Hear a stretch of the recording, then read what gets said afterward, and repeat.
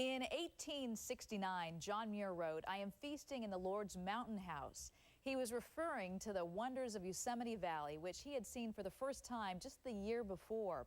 Over the next 3 decades, Muir would help draw the boundaries of what is now Yosemite National Park. In 2000, KTVU's George Watson had this look at the beauty of Yosemite National Park. Yosemite National Park is enormous, more than 1,100 square miles. That's about the size of the state of Rhode Island. But most of the action is right here in the relatively tiny Yosemite Valley. When you consider that almost 4 million people visited Yosemite last year, you might be tempted to ask, are we loving Yosemite to death?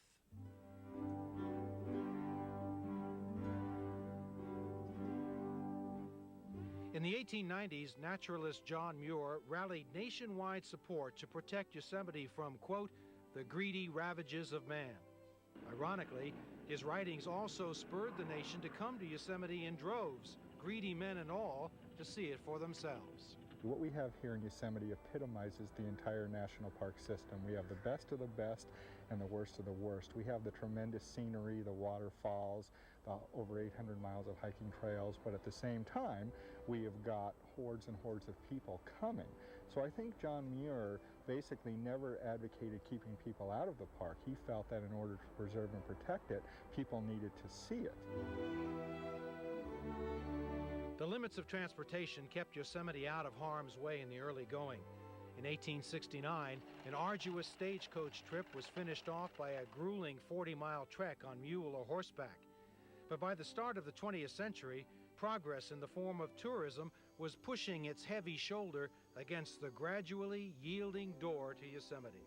I think it was probably the train in 1907, which was the year after the federal government took it over from the state, because the train built a line up the Merced River, and it was the first time that people could come into the valley during the winter. And so they came, on horseback, by stagecoach, and by train.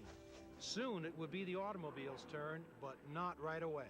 When the federal government took over Yosemite in 1906, Major Harry Benson was the superintendent.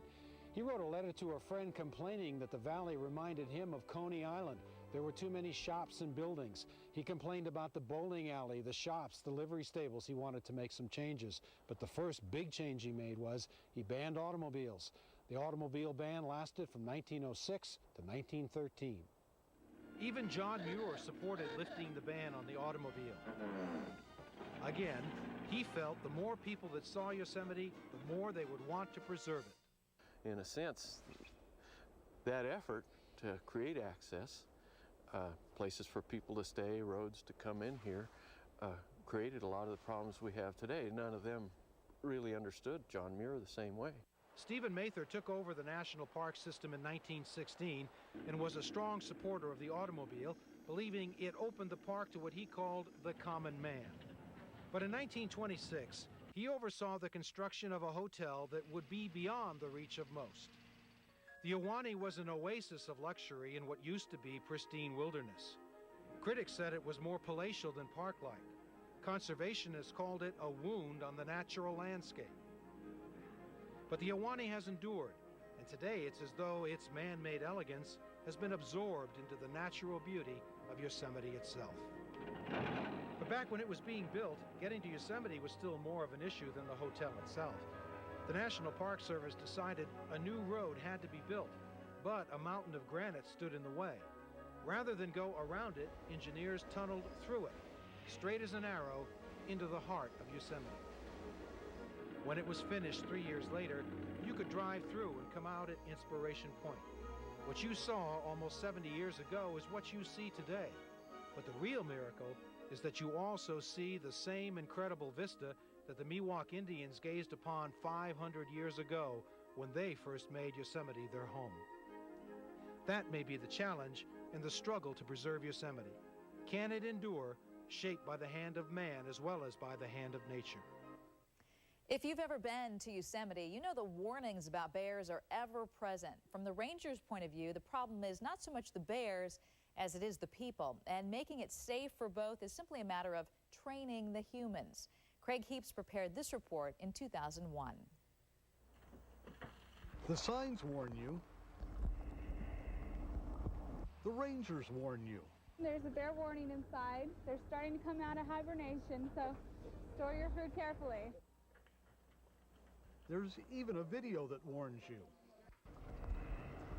But still, every year at Yosemite National Park, black bears break into car after car after car, all in the search for an easy meal. You know, this bear could spend 5 hours trying to rip open logs looking for termites, or she could spend 10 minutes trying to break into a car. So if it was harder for them to find food in cars, she'd be fine with going back out into the woods. In other words, the bears just do what comes naturally. It's the people's behavior the rangers have to change. Over the last 3 years, park officials have gone on a massive public education campaign. They tell campers the same thing at every opportunity. Don't do this. Don't leave food in your car, not even scraps, not even an empty soda can, not even an empty cooler or a bag that looks like it might have groceries in it. Bears are smart, they have powerful noses, and they'll go after anything that gives off a strong odor. Toiletries, for sure.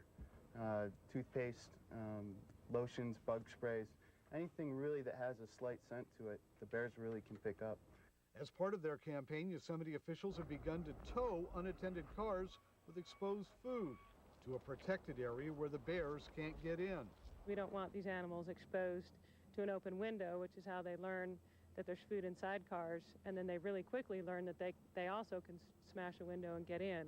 All this emphasis on automobiles has caused the bears to change their behavior. We're finding fewer and fewer bears are breaking into cars, but more bears are showing up in campgrounds and populated areas. Like many state and national parks, Yosemite provides bear boxes in its campgrounds, big bear-proof containers to store stuff in. They work if you use them properly. Eric English used this one at his campsite but didn't lock it. A bear ate all the groceries all up. I was really disappointed in myself that I hadn't done what I should have done, which is close up the bear box. Officials have also targeted the bears. For years, they set bear traps around areas where there are a lot of people. When they catch a bear, they tranquilize them, tag them with a radio transmitter, and relocate them. Cassie, let's go find the bears. Tuffy, let's find the bears. A few years ago, the park began using specially trained bear locating dogs to patrol at night and scare the bears out of the campgrounds. And in recent years, rangers have been shooting bears in campgrounds with rubber bullets and small slingshot pellets, not to injure them, but to discourage them from coming close to people. And it's not always food that bears seek, sometimes it's comfort. In 1994, an aging, nearly toothless, 400-pound black bear named Samson made the rounds of hot tubs in the Los Angeles County community of Monrovia. Home video seemed to show a bear happy in the hot water. Eventually, Samson was captured and moved to a zoo in Orange County where he could have his own pool. I'm Craig Heaps for A Second Look.